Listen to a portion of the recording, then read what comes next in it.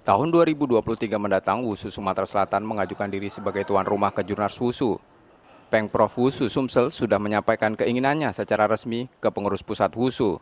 Rencananya penunjukan tuan rumah Kejurnas akan diumumkan pada tahun 2022. Sumsel menilai banyak keuntungan yang didapat jika ditunjuk menjadi tuan rumah. Kejurnas akan menambah jam terbang atlet Wusu Sumsel selain menargetkan atletnya mendapat ilmu ke luar negeri.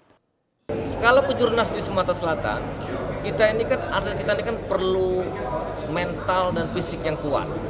Mental itu, pengalaman itu perlu, karena lawan tanding juga akan membuat mereka menjadi lebih percaya diri.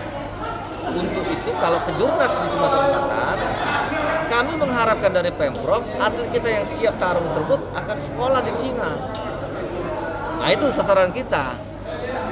Setelah Kejurnas tapi, karena ini kan kita upayakan bisa dilaksanakan di Sumatera Selatan, tergantung dari PP Pusat. Selain Sumatera Selatan, tuan rumah PON 2024 Aceh juga mengajukan diri sebagai tuan rumah Kejurnas tersebut. Nur Muhammad, Kompas TV Palembang, Sumatera Selatan.